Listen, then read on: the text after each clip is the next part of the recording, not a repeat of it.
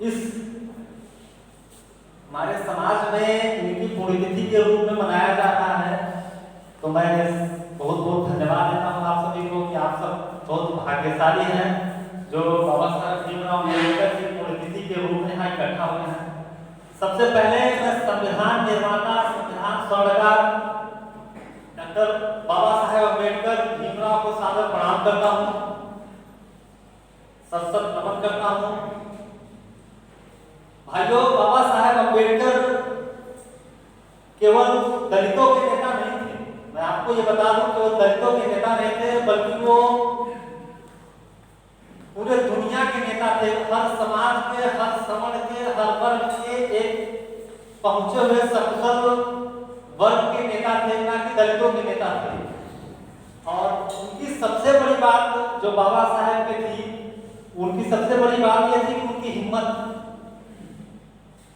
उनकी हिम्मत आज तक वो उनके पास कई विषम परिस्थितियां आई उनके सामने, और लेकिन वो कभी डगमगाए नहीं, क्योंकि उनके अंदर हिम्मत और साहस से पूर्ण थे, वो भरपूर थे।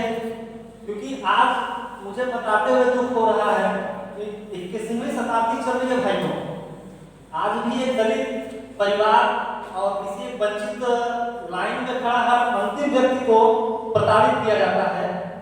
तो कहीं न कहीं ये आज भी ये हम लोगों के शर्म की बात है। बाबा साहेब के जो भी उनके अंदर इतनी हिम्मत थी कि उस समय क्या जमाना रहा होगा कि जो उनको इतना प्रताड़ित किया जाता था, फिर भी वो अपने लक्ष्य के हिसाब से ही रहे, वो डगमगाए नहीं। और उन्होंने जो संदेश दिया संविधान के माध्यम से, आज भी उनके कहीं न कहीं से वो सपने अधूरे हैं। क्योंकि हमारे समाज में आज आजादी के बाद, आजादी के जो भी 68 साल हुए हैं, आजादी के बाद भी ये विसंगतियां समाज में है, वो कहीं न कहीं शर्मनाक है, दयनीय है, चर्चा का विषय होना चाहिए कि बाबा साहब जिसके लिए अपनी कुर्बानी दे दिए, आज वही भी फिर भी वही समाज झेल रहा है। गरीब परिवार, पिछड़े वंचित दलित परिवार सब लोग झेल रहे हैं। तो बाबा साहब की जीवन यही सीख थी, लेकिन वो भी आज भी पालन नहीं हो पा रहा है। और बाबा साहब आज भी हम आपको बता दें, बाबा साहब की जयंती मनाई जाती है, उनकी गांव में प्रतिमा लगाई जाती है, माला चढ़ाया जाता है, फूल चढ़ाया जाता है, उनकी जन्मतिथि मनाई जाती है, पुण्यतिथि मनाई जाती है। मैं आपसे कहता हूँ, उनके जो बताए गए कम से कम 2 कदमों पे आप चलेंगे, वो ही बेहतर रहेगा। कम से कम आप उनके बताए हुए जो संविधान में बताया है, कम से कम उनके आप चलिए एक बार, तो कहीं न कहीं ये आपके लिए फायदा होगा। आप माला, प्रतिमा, फूल मत चढ़ाइए, वो जो बताए हैं कम से कम उनके 2 लाइन, उनके 2 कदमों पे आप चलिए, यही बाबा साहब के लिए बहुत बड़ी उपलब्धि होगी। और सबसे पहले मैं ये बताना चाहता हूँ कि आपको अगर संविधान निर्माता, संविधान की कमेटी देखी जाए, जो भी संविधान की कमेटी थी, तो उसमें बाबा साहब सबसे पढ़े लिखे थे, 26 डिग्रियां थी उनके पास, 6 भाषाओं का नॉलेज था। एक बीएन राव को छोड़ दिया जाए तो बाबा साहब के इक्वालिटी में कोई पढ़ा लिखा नहीं था, जो संविधान की कमेटी बैठाई गई थी, जिसमें जितने सदस्य थे बनाई गई थी। और बाबा साहब जो सपने थे आज भी अधूरे हैं। अगर वो सपने पूरे करने की जिम्मेवारी है वो किसी न किसी जो संवैधानिक पद पर बैठे लोगों की है।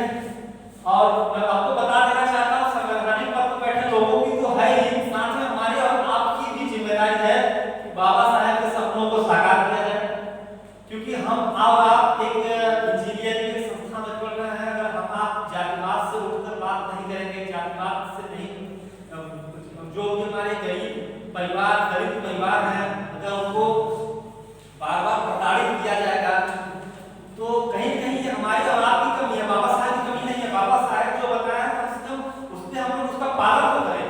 और संवैधानिक पद पे जो बैठे हैं, मैं उनकी बात नहीं करना चाहता हूँ, लेकिन संवैधानिक पद पर बैठे उनकी तो जिम्मेदारी रहेगी, और हमारी और आपकी भी जिम्मेदारी है कि बाबा साहब के कदमों पे चल के उनके सपनों को साकार करें। और मैं एक 2 लाइन से उनको विदा लेना चाहता हूँ। फूलों की कहानी बहारों ने लिखी, फूलों की कहानी बहारों ने लिखी, रातों की कहानी सितारों ने लिखी। हम नहीं हैं किसी के गुलाम, हम नहीं हैं किसी के गुलाम, क्योंकि हमारी जिंदगी बाबा साहेब ने। धन्यवाद।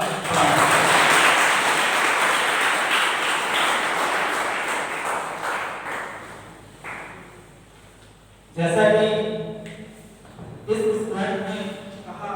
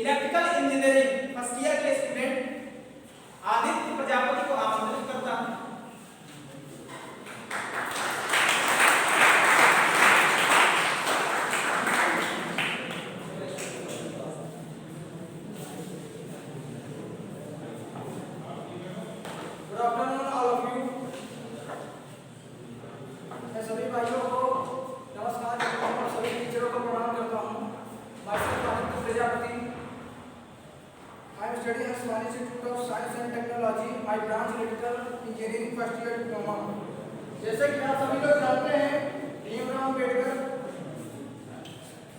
क्षेत्र संपर्क 1956 में आज मृत्यु हुआ था। भीमराव अम्बेडकर हमारे देश के एक महान व्यक्ति के रूप में माने जाते हैं और वह लाखों लोगों के लिए प्रेरणा स्रोत भी है।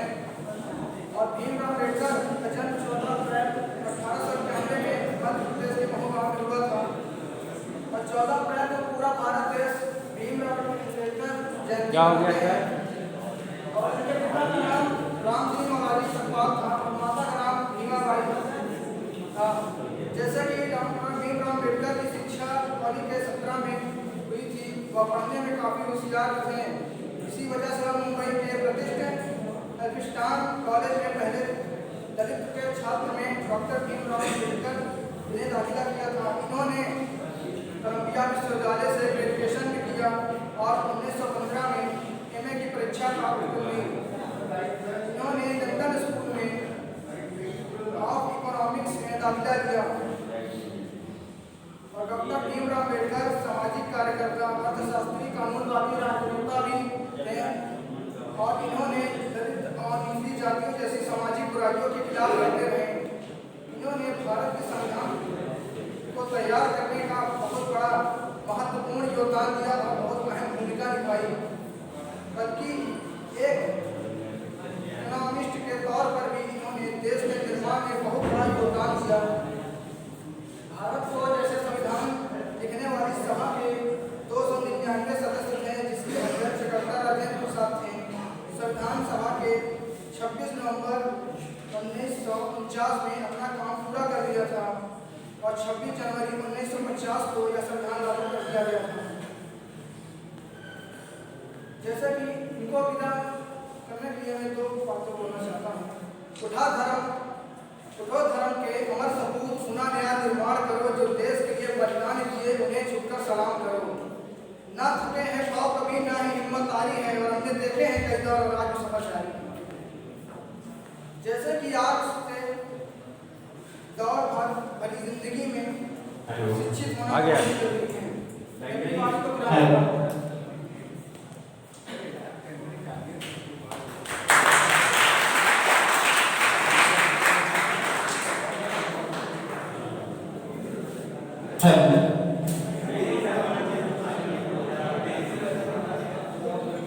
आदित्य प्रजापत का प्रयास बहुत अच्छा है। उन्होंने बहुत अच्छे तरीके से अपने विचार हम सभी के समक्ष व्यक्त किए।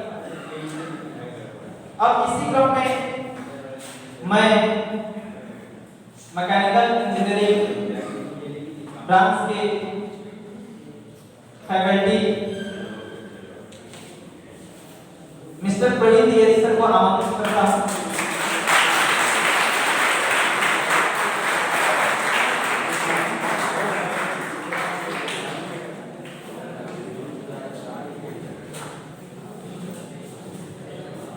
अखिलेश गिरी सर, नितिन मालवीय सर एवं यहाँ पर उपस्थित हमारे विद्वान शिक्षक एवं मेरे प्रिय छात्र एवं छात्राओं को आज के seminar relevance of doctor Ambedkar to the society के लिए आप सभी लोगों का हार्दिक अभिनंदन करता हूं एवं धन्यवाद देता हूं। डॉक्टर भीमराव अम्बेडकर जी का जब हम नाम लेते हैं तो हमारे जेहन में संविधान शब्द भी आता है। कहीं न कहीं डॉक्टर साहब का एक अमूल्य योगदान संविधान के निर्माण में रहा है। संविधान किसी भी देश का राजनीतिक व्यवस्था का एक मौलिक अधिकार होता है। संविधान के 4 मजबूत स्तंभ कहे जाते हैं। प्रथम है विधायिका, द्वितीय है कार्यपालिका, तृतीय है न्यायपालिका और चतुर्थ है पत्रकारिता। इनमें से कोई भी एक स्तंभ यदि कमजोर होता है तो हमारा संविधान भी कमजोर होगा। अर्थात इन सभी चारों स्तंभ का मजबूत होना बहुत जरूरी है। अब हम भारत के इतिहास पर एक नजर डालेंगे। 15 अगस्त 1947 में हमारा महान देश स्वतंत्र हुआ और इसी स्वतंत्रता के साथ इस महान भारत के प्रथम प्रधानमंत्री बनने का सौभाग्य पंडित जवाहरलाल नेहरू जी को प्राप्त हुआ। क्योंकि भारत विश्व स्तर पर एक बहुत बड़े देश में हमारे देश का नाम भी है, तो इस देश की शासन व्यवस्था को चलाने में हमें एक मजबूत संविधान की आवश्यकता थी। तो संविधान के निर्माण के लिए बहुत सारे लोगों का योगदान रहा है। तो इनके नेतृत्व में सबसे पहले भारतीय संविधान सभा के जो अध्यक्ष रहे थे उनका नाम था सच्चिदानंद सिन्हा जी और एक पूर्णकालीन भारतीय सभा संविधान के तुरंत अध्यक्ष थे डॉक्टर राजेंद्र प्रसाद। और इसके साथ ही इस संविधान के जो लेखक रहे थे मिस्टर प्रेम बिहारी नारायण रायजादा जी थे और इस संविधान के पृष्ठों को सजाने की जो जिम्मेदारी थी वो मिस्टर नंदलाल सिंह जी की और सदस्य सलाहकार के जो अध्यक्ष थे वो मिस्टर वीएम राव जी थे। तो इन सभी के योगदान से हमारा संविधान बना और डॉक्टर साहब को इस संविधान के ड्राफ्टिंग कमेटी का चेयरपर्सन नियुक्त किया गया। संविधान विश्व के 10 प्रमुख देशों के संविधान का मिश्रण है और भारत शासन अधिनियम 1935 के लगभग 70% जो मौलिक कानून हैं और 10 देशों के जो 30% संविधान है, 10 देशों का जो संविधान है उसका 30% ये मिलाकर हमारा जो संविधान बना वो लगभग 100% संविधान बना। और क्योंकि हमारे संविधान में भारत एक बहुत बड़ा देश है इसलिए इसके संविधान को बनने में लगभग 2 वर्ष 11 महीने 18 दिन का समय लगा था। और संविधान में जिस भाषा का प्रयोग किया गया चाहे वो हिंदी भाषा हो या अंग्रेजी भाषा हो, इसकी भाषा काफी जटिल थी जिसको आज भी समझने में कठिनाई होती है। तो इसी के साथ मैं अपनी वाणी को विराम देता हूँ। धन्यवाद।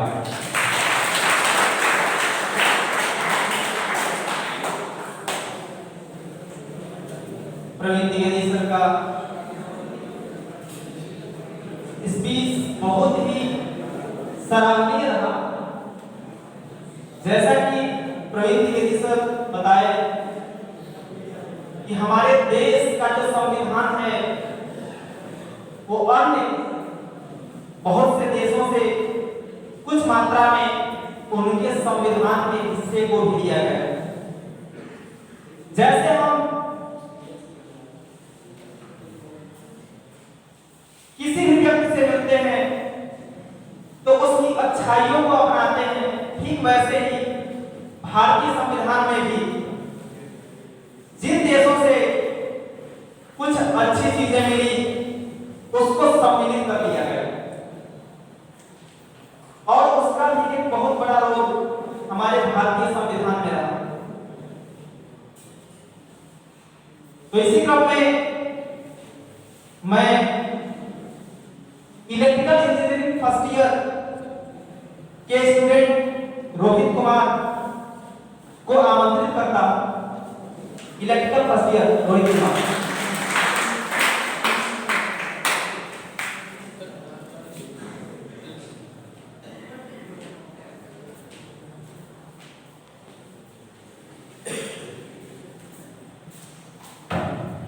Hello,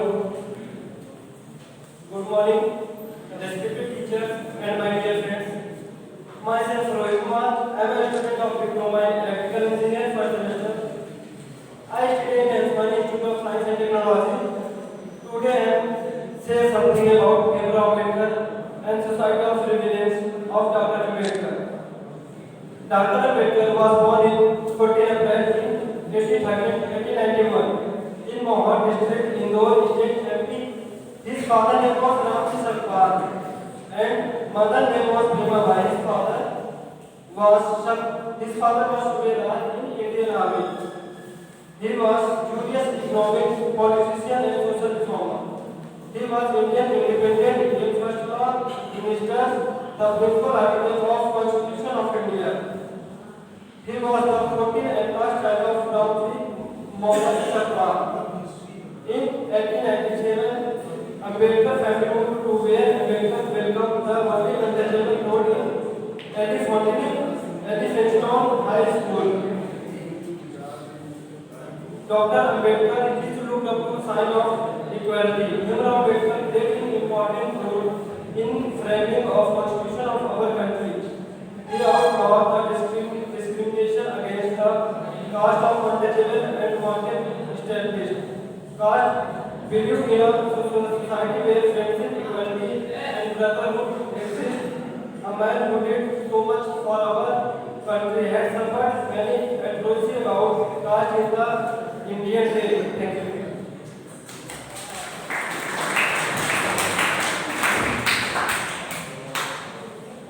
रोहित कुमार ने बाबा साहब की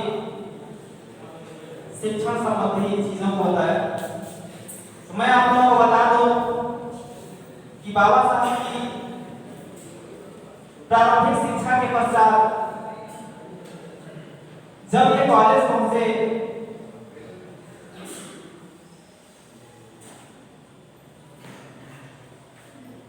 तो इनकी पढ़ाई का सिलसिला कुछ इस प्रकार से रहा। महाराष्ट्र से इनकी एमए की पढ़ाई संपन्न हुई, जिसके पश्चात ये लंदन यूनिवर्सिटी से एमएससी और डीएससी का अध्ययन की। इनके बाद और भी डिग्रियां रही, जैसे कोलंबिया यूनिवर्सिटी से बाबा साहब ने विधि की पढ़ाई की तथा कोलंबिया और लंदन इंस्टीट्यूट ऑफ इकोनॉमी से इन्होंने सम्मिलित रूप से इकोनॉमी में डॉक्टरेट की पढ़ाई की। तो इनका संघर्ष खुद के लिए और अपने देश के लिए बहुत ही उच्च स्तर का। अब मैं इसी क्रम में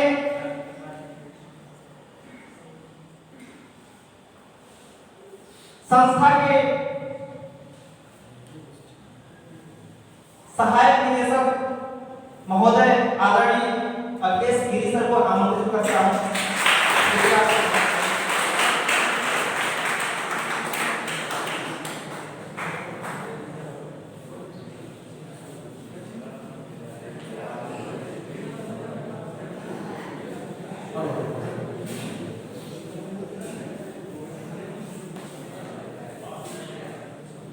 देखिए, आज का जो विषय है काफी गहराई का विषय है, जिस पर चर्चा हो रही है। चूंकि केवल रजनीश जी की संचालन करेंगे और बातें रखेंगे, तो लोगों के मन में होगा कि गिरी सर इस मंच पे क्यों नहीं है और क्यों अपनी बातें नहीं रखे। थोड़ा सा आप लोगों के मन में विचार आएंगे, तो हमने कहा कि इस विचार को दूर कर दिया जाए। देखिए, हमारे यहाँ हमारे समाज में, चाहे आज का समय कलयुग रूप में है या चाहे इसके पहले जो भी व्यवस्थाएं थी, लोगों का अपना अपना मानना था कि जो शोषित वर्ग है, जो वंचित वर्ग है, उसके ऊपर समाज द्वारा कुठाराघात किया गया। कुठाराघात का समझते हैं आप? उसके ऊपर अलग अलग प्रकार से उसको प्रताड़ना दी गई, उसको डराया धमकाया गया, सामाजिक दूरी बनाई गई, तमाम तरीके की चीजें थी।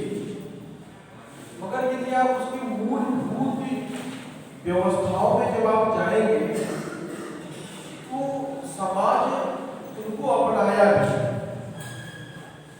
समाज उनको अपनाया भी। जैसे महाभारत काल में आप लोगों ने कर्ण का नाम सुना होगा। ये कुंती के पुत्र थे जो है, इनको भी सूत पुत्र के नाम से लोग जानते थे और बहुत समाज में इनको जो है ये खुद में ऐसा इनको महसूस होता था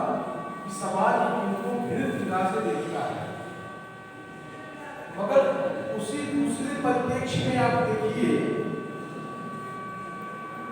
दुर्योधन था, वो भी राजवंश का ही था, वो भी क्षत्रिय था, वो तो उसको अपना मित्र माना था ना। सेम है अम्बेडकर साहब की जो बात हो रही है, अम्बेडकर साहब देश के लिए बहुत सारे कार्य अच्छे किए। इसी संविधान की बात की जा रही है, संविधान में उन्होंने अपना योगदान दिया।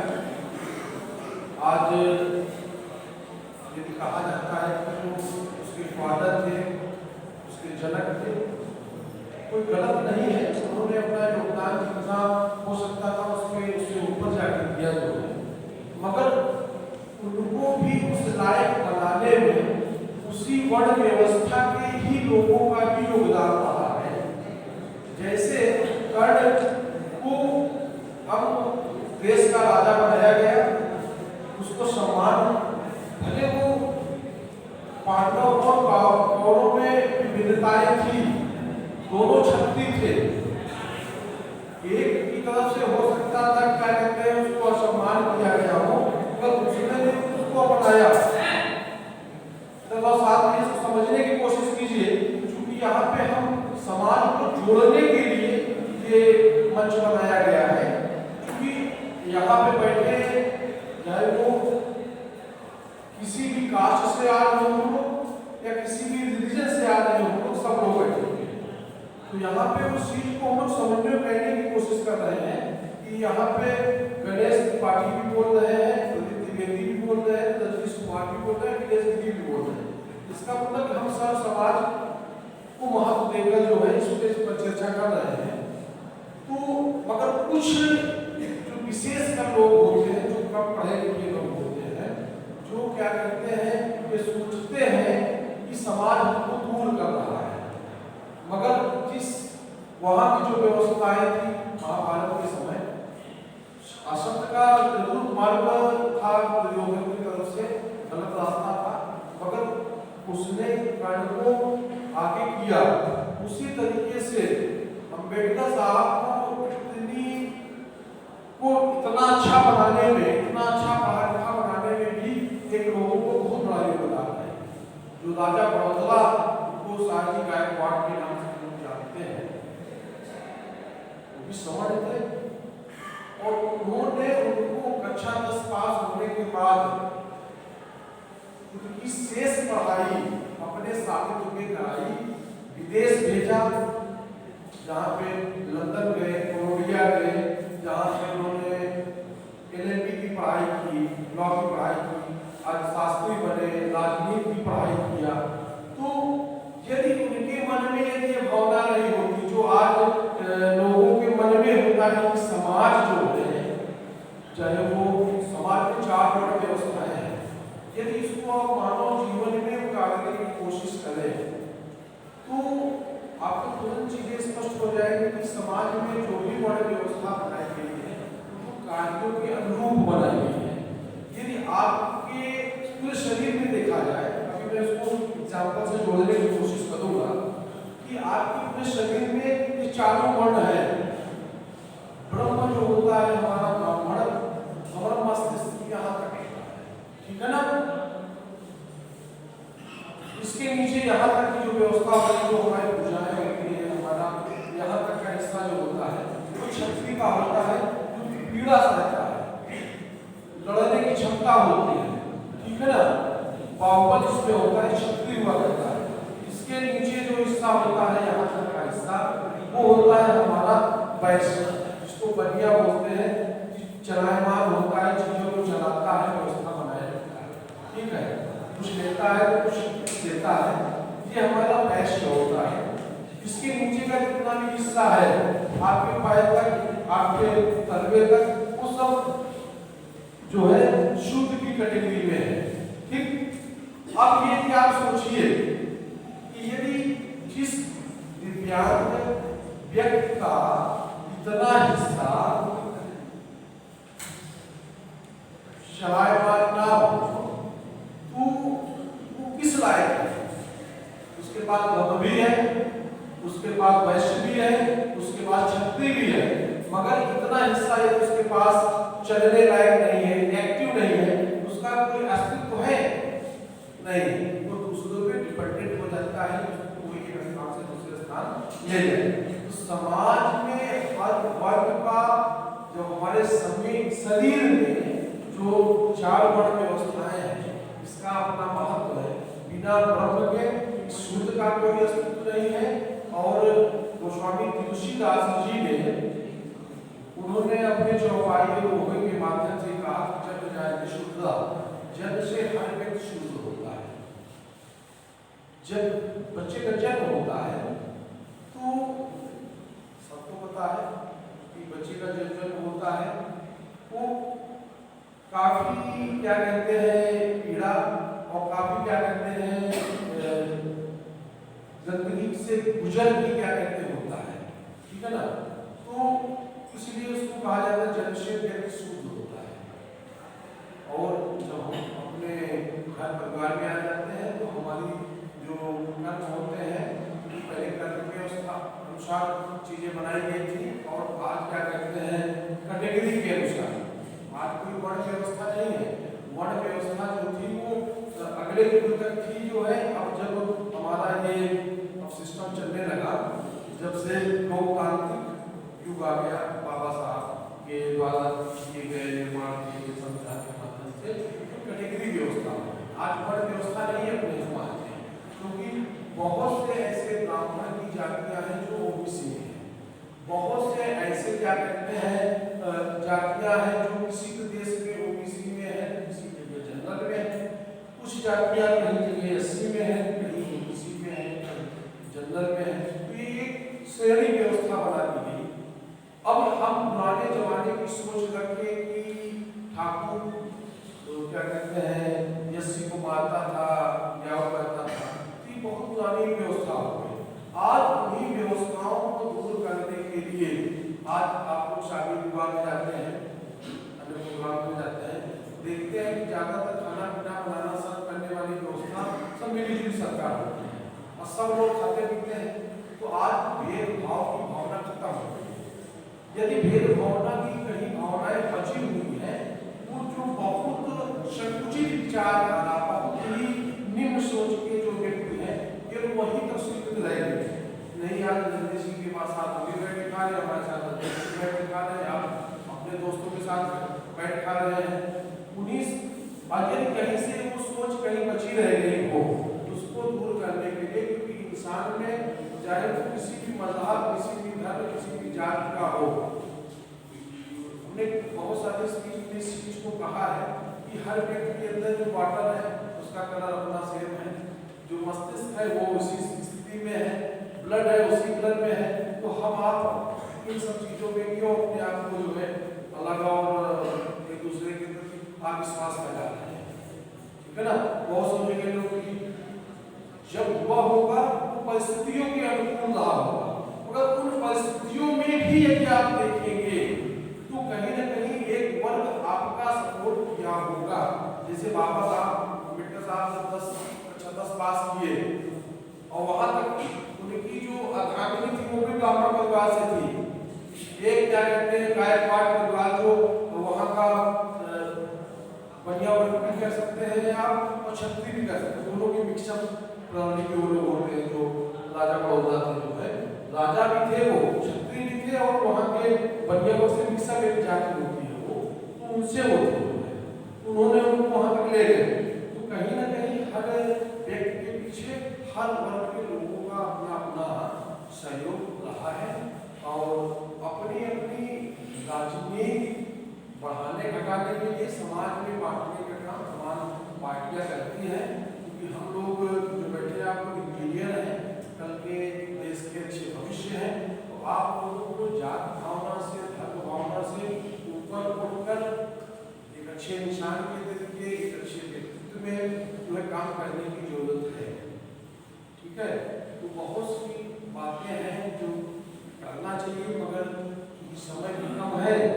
और तो अम्बेडकर साहब की जीवनी पे क्या थोड़ा भी प्रकाश डालेंगे, जो लोगों ने लिख दिया कुछ चीजें गलत सही, वो एक अलग चीज है, मगर सचमुच में उनकी जीवनी और उठा के आप देखेंगे तो सब समाज का सहयोग से वो आगे बढ़े जो है और देश के लिए भाई ये अच्छा पेपर ना करते वो भारत के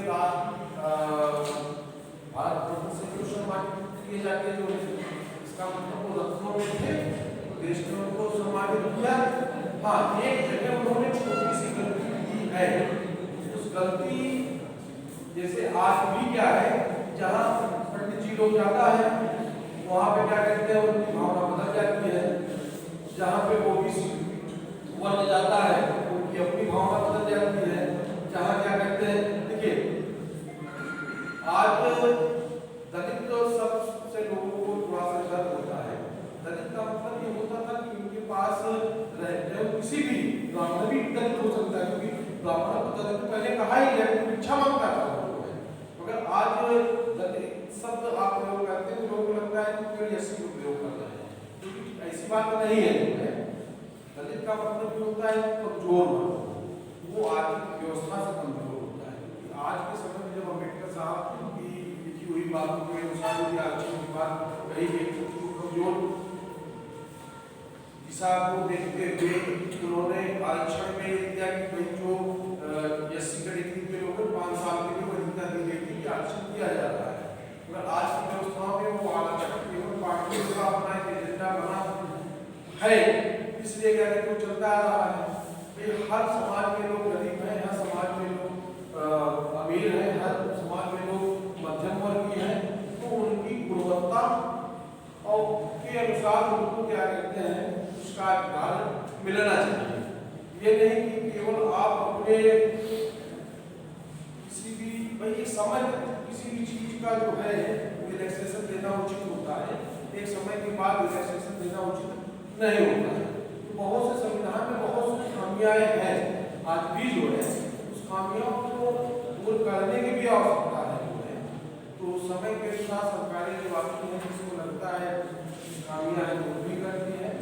तो हालांकि दूसरी डायरेक्शन में हमारी बातें हो जाएंगी कुछ नहीं है तो रजनी जी लोगों को आगे का प्रोग्राम आप कीजिए बस इस भावना के साथ आप लोग बैठिए कि आप सब लोग छात्र हैं और ये केवल प्रोग्राम किसी एक व्यक्ति के लिए नहीं किया जा रहा है ये सबको जोड़ने के लिए किसी भी के बारे में कोई भी गलत भावनाएं न रहें। हमारा कॉलेज हमारी संस्था हम यदि ईदी का प्रोग्राम ऑर्गेनाइज करते हैं तो अम्बेडकर का भी प्रोग्राम ऑर्गेनाइज करते हैं और जो लोग कोविड के पहले रहे हों तो देखे होंगे होली का भी प्रोग्राम हम लोग ऑर्गेनाइज करते हैं कि जिस तरीके से आपके हर कल्चर को पूरा सम्मान दिया जा सके। ठीक है तो बस इन्हीं बातों के साथ मैं अपना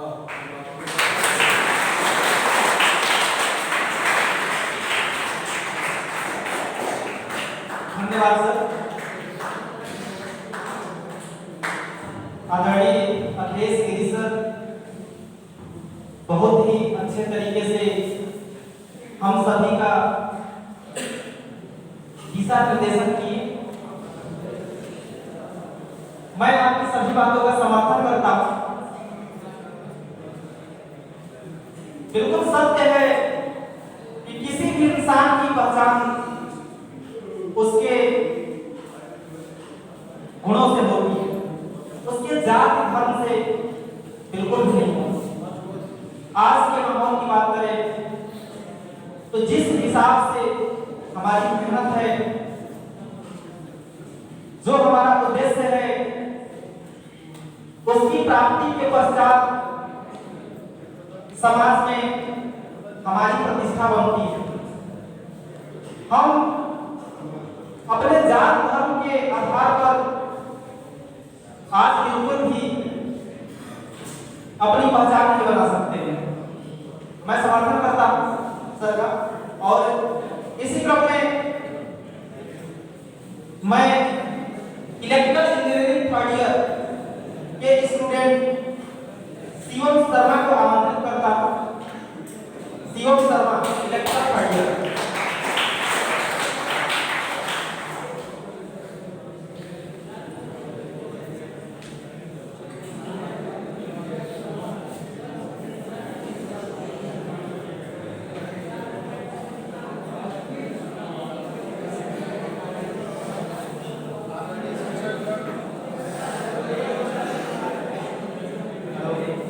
आदरणीय शिक्षक एवं यहाँ पर मौजूद मेरे सभी प्यारे दोस्तों को मेरा नमस्कार।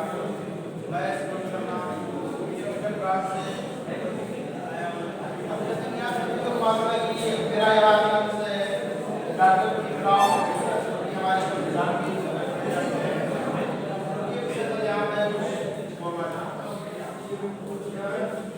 डॉक्टर भीमराव अम्बेडकर एक बहुत प्रतिभावान व्यक्ति थे, जो कि एक सफल समाज सुधारक थे, अर्थशास्त्री, प्रोफेसर एवं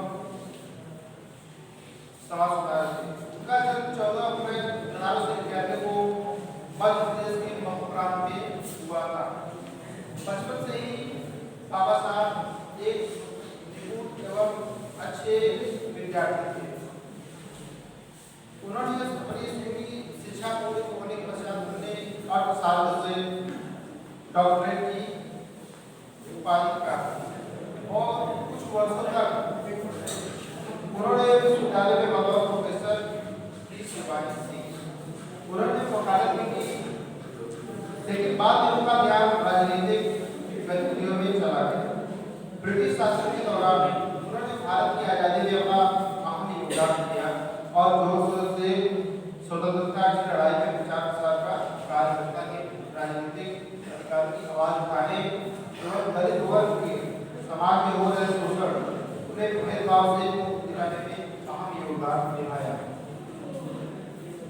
दलित एवं पिछड़े वर्ग के अधिकारों के लिए उनके द्वारा किए गए कठिन संघर्ष के लिए आज भी दलित वर्ग के लोग उनका ये एहसास करते हैं और उनको नमन किया जाता है। बाबा साहब को बचपन से छुआछूत की प्रथा का शिकार होना पड़ा और वे कदापि नहीं चाहते थे कि ये सिलसिला आगे भी रहे। बाबा साहब एक हिंदू महान जात से ताल्लुकात रखते थे। समाज में वह निम्न जात होने की वजह से उन्हें कम उम्र में कई सामाजिक प्रतिरोधों का सामना करना पड़ा, इसलिए कई बार उन्होंने सभी दलित एवं पिछड़े वर्गों को एकजुट करके उनके खिलाफ उनके ही देश में हो रही छुआछूत की प्रथा को खत्म करने और सफाई जीवन जीने के लिए कई बार अपनी आवाजें उठाई। हमारे संविधान के जनक बाबा साहब अम्बेडकर का मानना है कि छुआछूत गुलामी से भी बदतर होता है। स्वयं गांधी जी छुआछूत के कड़े विरोधी थे और इसे रोकना चाहते थे। आजादी से पूर्व ही बाबा साहब मन ही मन ठान चुके थे कि आजादी के पश्चात भारत में लोकतंत्र स्थापित होगा, जहां पर लोग बिना छुआछूत, जात, धर्म इत्यादि के भेदभाव के और सभी लोग समाज में से अपना जीवन जी सके। और ऐसा ही हुआ। वर्ष 1947 में जब हमारा देश आजाद हुआ तो उसके पश्चात भारत में प्रशासनिक, राजनीतिक एवं सामाजिक व्यवस्था सुचारू रूप से चले और देश के सभी लोगों का समान अधिकार मिले। इसके लिए देश में संविधान की स्थापना की गई एवं उनके द्वारा किए गए सभी कार्य जो देश के लिए हमारे एक अभूतपूर्व था। बाबा साहब अम्बेडकर 6 दिसंबर 1956 को अंतिम सांस लिए और उनके मरणोपरांत 1990 में भारत रत्न दिया।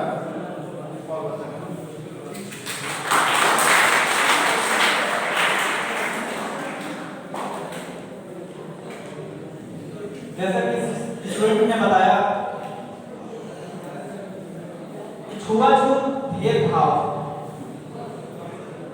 से बाबा साहब को मरना पड़ा।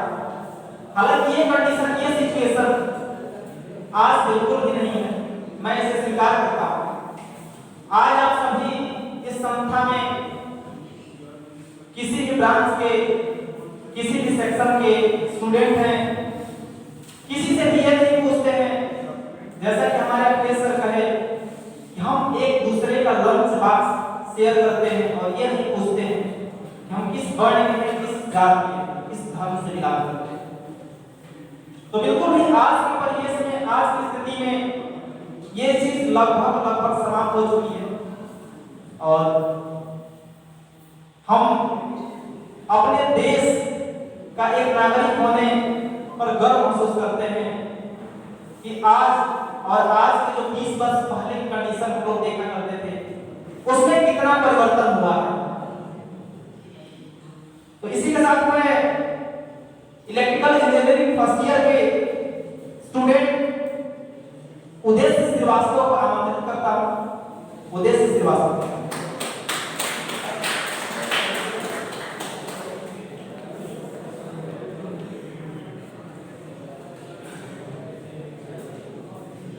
Hello everyone, myself Udesh Rao.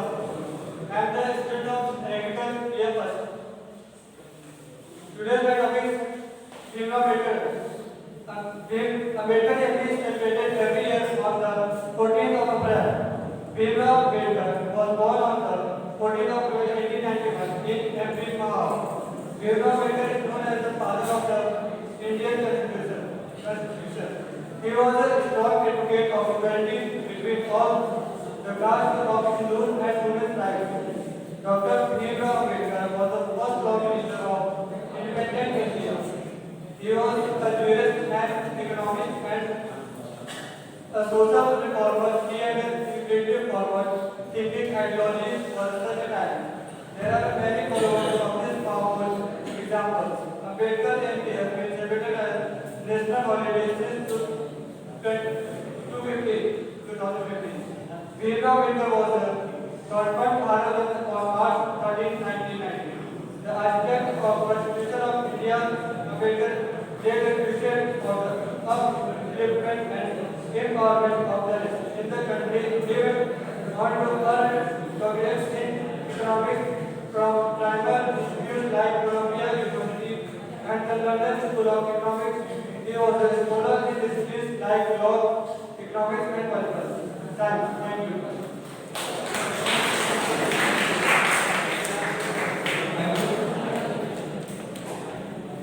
अब इसी क्रम में मैं इलेक्ट्रिकल थर्ड ईयर बी के स्टूडेंट नितेश साहू को आमंत्रित करता हूं। नितेश साहू।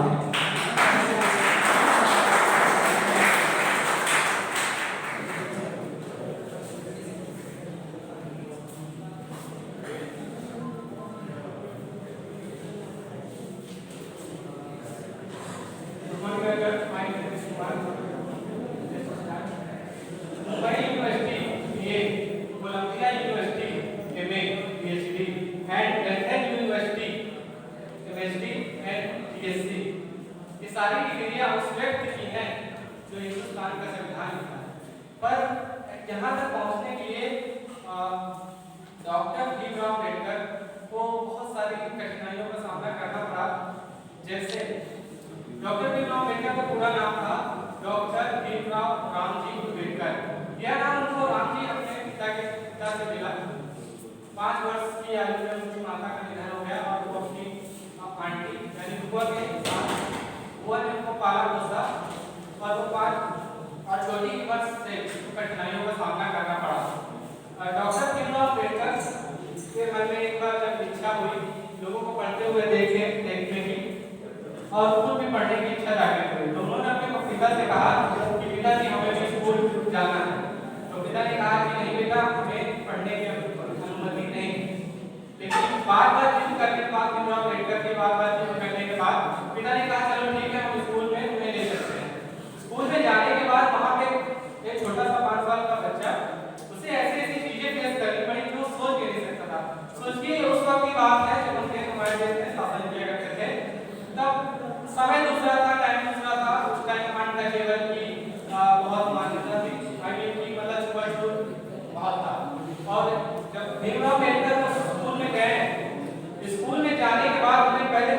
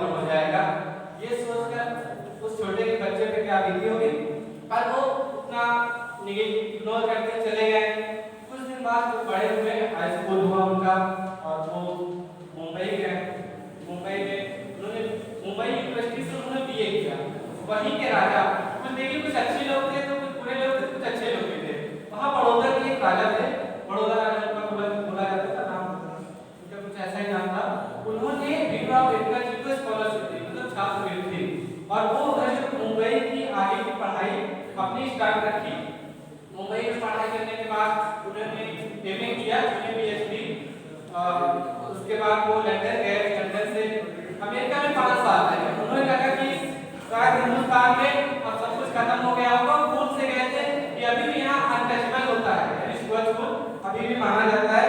वो हिंदुस्तान वापस आए। वापस आने के बाद उन्हें एक कॉलेज में प्रोफेसर की जॉब मिली, क्योंकि उनकी 12 वर्ष की आयु में शादी हो गई थी। तब बाल विवाह का प्रथा चलती थी। बाल विवाह हो गया उनका और घर में ये तो अच्छे भी लोग हैं और अच्छे होने के बाद उनको घर चलाना था, इसलिए उन्होंने एक जॉब ज्वाइन कर ली। जब वहां पे गए प्रोफेसर के तौर पे उस कॉलेज में उनका दाखिला हुआ, तो वहां के पढ़े लिखे कुछ जवान लोगों ने कहा कि हम आपके साथ अपना पानी शेयर नहीं कर सकते। जब हम पीने के पानी और सामान, तो उस वक्त भीमराव अम्बेडकर जी के मन में आग लगी और उन्होंने उस कॉलेज को छोड़कर दलित नेता के तौर पे बाहर आए। दलित नेता के तौर पे बाहर आए जब तभी उन्होंने बहुत सारी कठिनाइयों का सामना करना पड़ा। तभी उन्होंने बुक लिखी, 1-2 बुक लिखी, जिसके तौर पे जिसपे आज आरबीआई की स्थापना हुई है। भारतीय रिजर्व बैंक आज जो स्थापना हुई है वो भीमराव अम्बेडकर की बुक द्वारा लिखी हुई, उसी पे स्थापना हुई है। उन्होंने जब दलित नेता के तौर पे वो बाहर आए, तब एक डैम हुआ करता था। तब वहाँ पे सोच रहे थे पिछले जातियों को फिर वहाँ पे पानी पीना मना था। जब पानी पीना मना था तो उन्होंने कम से कम 25 लोगों का 2500 लोगों का भीड़ लेकर वो डैम पे गए और वहाँ से पानी पिया। लेकिन कुछ सड़ जाति के लोग वहाँ पे आए और उनको उनके परिवार को आपस में झगड़ा हुआ, उनको मारा पीटा। तब उन्होंने गांधी जी के पास गए और गांधी जी ने एक प्रस्ताव पारित किया कि हमें अलग से आरक्षण चाहिए। पर गांधी जी ने इस बात कहते हुए मना कर दिया कि हम आपको आरक्षण नहीं दे सकते। लेकिन यहाँ गांधी जी गलत नहीं थे। अगर वो आरक्षण मिल जाता तो उस वक्त हिंदू 2 भाग में बढ़ जाता, इसीलिए गांधी जी ने ये मना कर दिया और वो अनशन पे बैठ गए।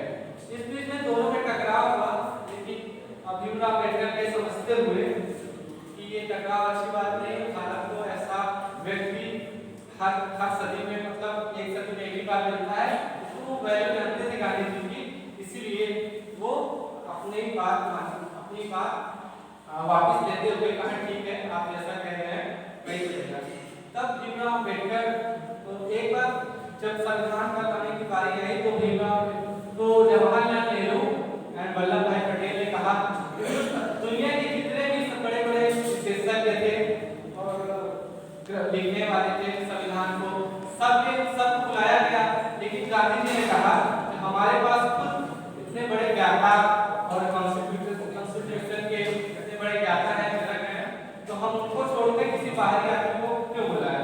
तो गांधी जी ने फिर भीमराव अम्बेडकर को बुलाया और संविधान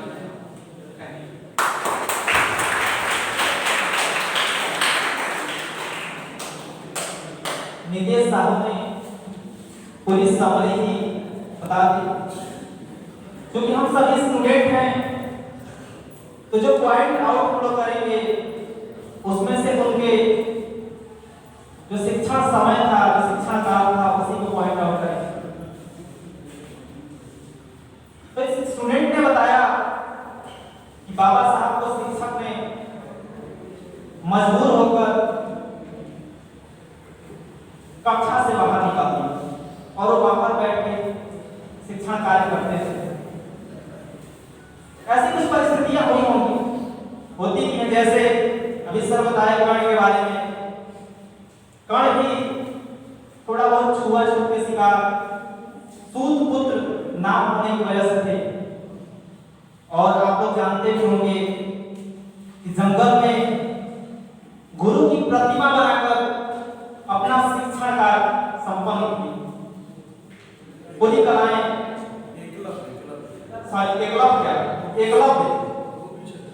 एकलव्य ने ऐसा कार्य किया था और ऐसा शिष्य जिसने बिना शिक्षा ग्रहण किए ही अपने गुरु से गुरु दक्षिणा के रूप में अपना अंगूठा दान कर दिया। माफ कीजिएगा, एकलव्य की कहानी थी। तो ये कंडीशंस आती हैं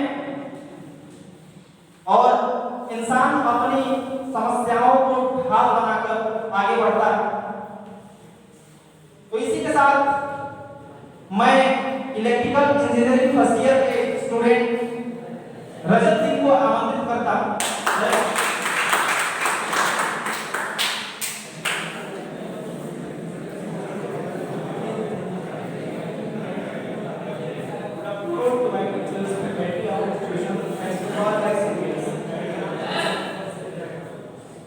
Myself, Rajat Singh, and I am doing a diploma from Electrical Engineering in Huntsville Institute of Science and Technology.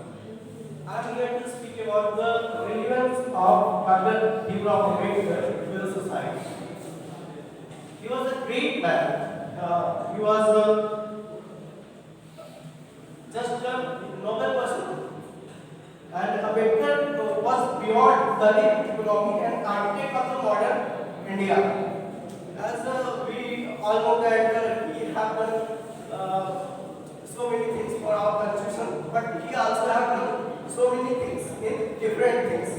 As he have done in agriculture and land reforms, nationalization of industries, democratic state and socialism, free enterprise economy, population control and family planning. And also have done for economic and upliftment of Indian women.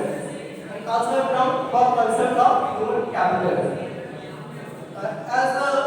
Like Baba Bhimrao Ambedkar said, एक महान आदमी, एक प्रतिष्ठित आदमी यही है कि एक महान आदमी अपने समाज का सर्वेंट बन सकता है. मतलब he can do something for his society.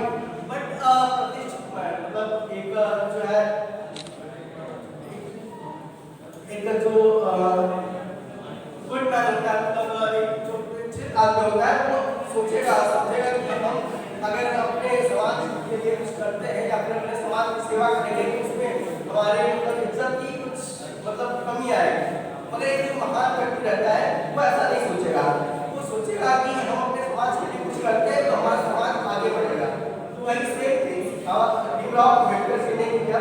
उन्होंने अपने समाज के लिए बहुत कुछ किया और ये हम लोगों के लिए बहुत ट्रेजेडी वाली बात है कि हम लोग भीमराव अम्बेडकर जी को सिर्फ उनके कॉन्स्टिट्यूशन ड्राफ्टिंग करे जाते हैं. और भीमराव अम्बेडकर जी ने बहुत चीजें जैसे आज हमारा मॉडर्न इंडिया है. मॉडर्न इंडिया में हम लोग जो भी अपना कॉन्स्टिट्यूशन देखते हैं, जो भी चीजें हम लोग आज कर रहे हैं, तो हम लोग सब एक कॉन्स्टिट्यूशन के बेस पे ही कर रहे हैं. मतलब अगर कॉन्स्टिट्यूशन नहीं होता तो हम में और जानवरों में कोई अंतर नहीं रहता. और एक जानवर में कोई अंतर नहीं होता. हम जो भी कर रहे हैं आज कानून भी कर रहे हैं. अगर कोई ताजा कानून नहीं रहता तो हम लोग अपने मन से अपने मर्जी से जो करना होता वो करते हैं. मगर एक कॉन्स्टिट्यूशन होने के कारण हम लोग पे कुछ पाबंदियां हैं कि हम ये कर सकते हैं, हम वो नहीं कर सकते हैं. इसलिए जो भी ये सेव किया गया है भीमराव अम्बेडकर जी के द्वारा, जो भी ये कॉन्स्टिट्यूशन ने अपनी उन्होंने जो योगदान किया है बहुत बड़ी चीज है. और जैसा कि हम लोग जानते हैं कि वो एक दलित फैमिली से थे, तो आज भी हमारे सोसाइटी में कहीं ना कहीं मानते हैं ज्यादा नहीं है मगर कहीं ना कहीं मतलब ऐसे विचार है कि ये दलित है जो छोटे हैं, मगर ऐसा कुछ नहीं है. दलित मतलब हम आप सब में ही जो है बहुत ऐसे बच्चे होंगे जिनके माइंड में होगा ये सब चीजें, मगर हम और आपको ये जानना चाहिए कि ऐसा कुछ नहीं होता. We are humans, we are studying. और अगर हम लोग पढ़ाई कर रहे हैं तो हम लोग एक अच्छा आदमी बनने के लिए पढ़ाई कर रहे हैं, ये करने के लिए नहीं कि हम लोग समाज को वर्ण के हिसाब से या फिर जात और पात के हिसाब से बांटे. तो ये सब चीजें हम लोगों को छोड़नी होगी. हम लोग एक सुधरा और सुसज्जित समाज बनाना होगा. तो हम अपने वाणी को विराम देते हैं. धन्यवाद.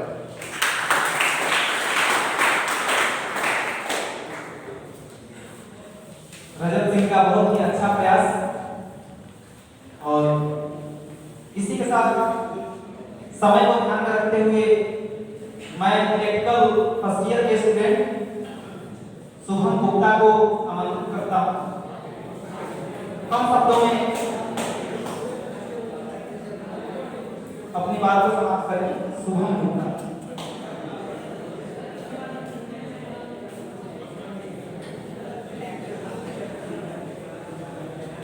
morning all of you. My name is Sumant.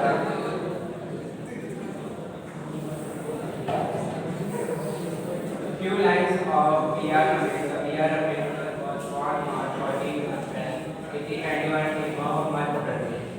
He cleared contribution for the Jefferson High Schools in 1908. Awarded a doctorate degree in economics by the University of Columbia on 8 June 1927. He was one of the investors of vast distribution and understability. Launched a newspaper called Monitor in 1920.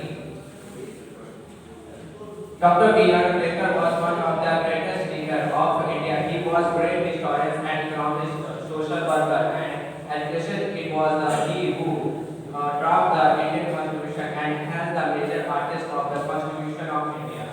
He was a great thinker, genius, blessed with an extraordinary mind, and therefore observers of his why is the story of the from step I finding the path of the success. In impression words of Dr. B.R. Ambedkar. Life should be great rather than long. I like the religions that teaches liberty, equality and fraternity.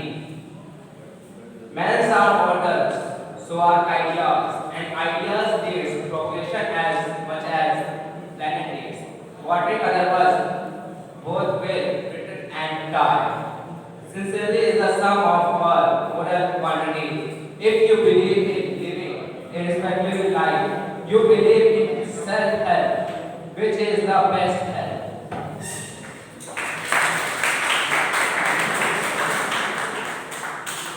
बहुत ही अच्छा प्रयास शुभम। इसी क्रम में मैं electrical first year के student Ajit आनंद पांडे को आमंत्रित करता हूं।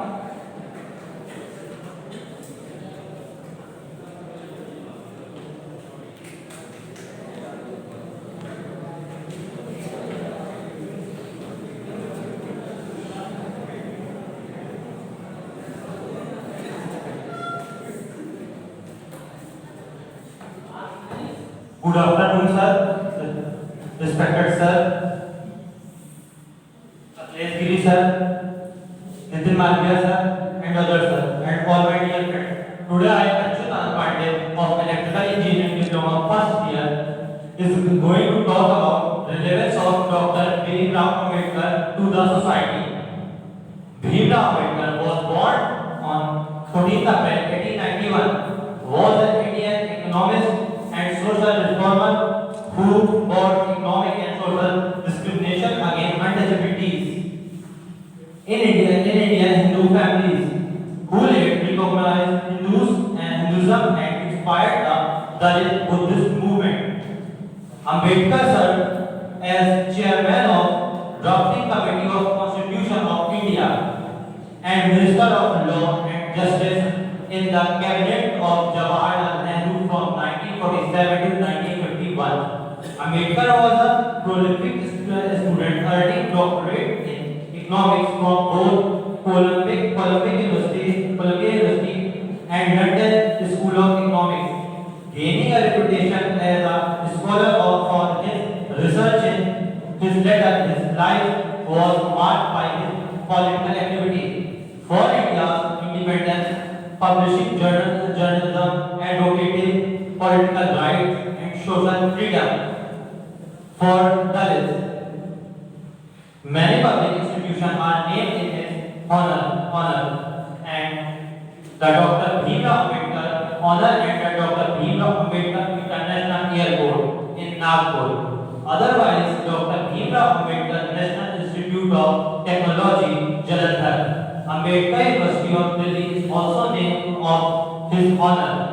Ambedkar had been invited to testify before South Committee, which was preparing the government of India in Act 1990. Act this accurate and reservations for untouchables and other religious communities. By 1927, Ambedkar had decided to launch active movement against untouchability. He began with public movement and marches to open up public drinking waters. He also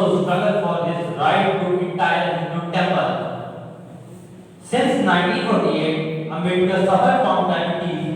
He was weak from June to October in 1954. Due to medication side effects and poor eyesight, his health worsened during 1955. Ambedkar died in his sleep on 6 December 1956 at his home in Delhi. Thank you so much.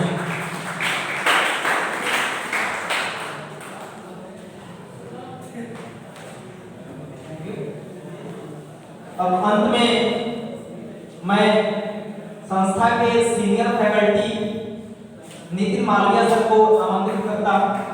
कृपया आएं और अपने विचार रखें। नितिन मालविया।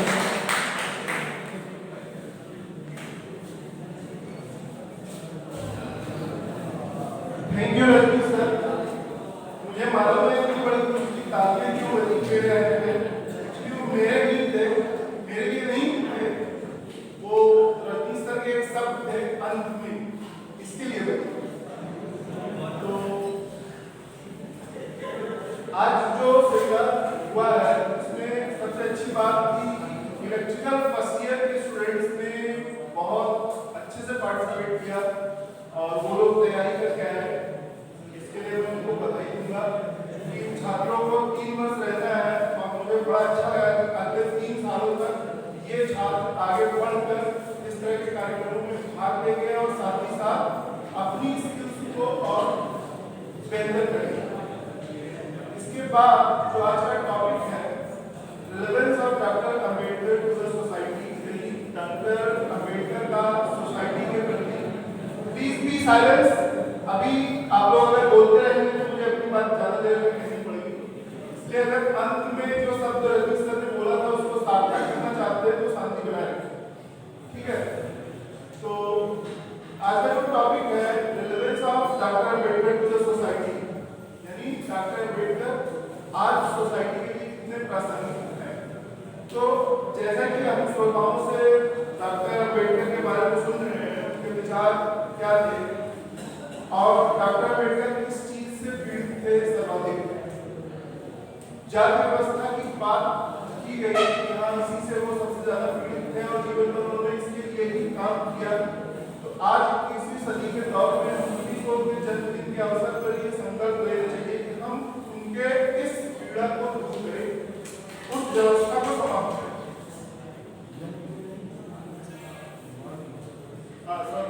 निर्माण दिवस के अवसर पे उनकी इस पीड़ा को समाप्त करें। तो अगर हम आज के परिप्रेक्ष्य में देखेंगे तो हम पाएंगे कि वो जाति व्यवस्था कहीं न कहीं और जकड़न में जा रही है। इस व्यवस्था को दूर करने का एक उपाय अगर कोई समझ में आता है तो वो है शिक्षा। शिक्षा और ओपन माइंडनेस, खुली सोच, इन दो चीजों को अपना के हम अपने बंधनों से जो भी है उनसे आजाद हो सकते हैं। तो आज उनके इस निर्माण दिवस के अवसर पे हम सभी ये संकल्प लें। इसी के साथ मैं अखिलेश सर की अनुमति से इस प्रोग्राम को अब संपन्न करता हूँ और जितने भी हमारे पार्टिसिपेंट हैं प्लीज उन सभी से रिक्वेस्ट है स्टेज के सामने आ जाए, इससे उन सभी का फोटोग्राफ कराया जाए। और आप सभी स्टूडेंट्स प्लीज बी साइलेंट। आप सभी स्टूडेंट्स इतनी देर तक शांतिपूर्वक सुनते रहे और मुझे ये लगता है कि थर्ड ईयर के स्टूडेंट्स को एक एग्जाम्पल सेट करना चाहिए अपने बेहतर आचरण से कि वो फर्स्ट ईयर के स्टूडेंट जब बोल रहे हो उनको ध्यान से सुने। आपका उन्हें ध्यान से सुनना ही आपका उनके लिए एप्रिशिएशन, आप उनको कितना प्रोत्साहन देते हैं वो आपकी साइलेंस से ही उन्हें मिलेगा। अगर आप उस बीच में बात करेंगे तो उनको लगेगा कि हमारे जो सीनियर्स हैं उन्हें वो हमें डिस्करेज कर रहे हैं। तो अपने आचरण में बदलाव लाएं सीनियर्स। तो जो भी पार्टिसिपेंट्स थे प्लीज,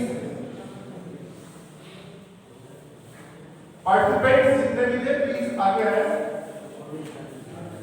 और जो भी फैकल्टी मेंबर्स थे और साथ ही बाकी स्टूडेंट्स प्लीज शांतिपूर्वक जा सकते।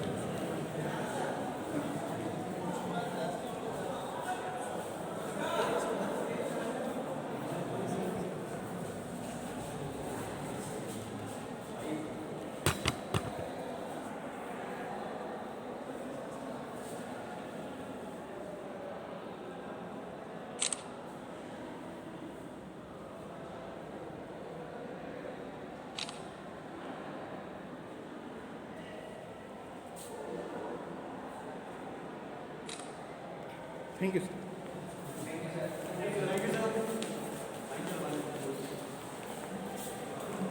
आप लोग साइन कर दीजिए।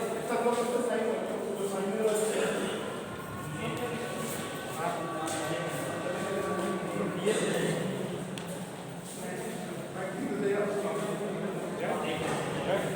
तो रोक दिखा, रोक दीजिए।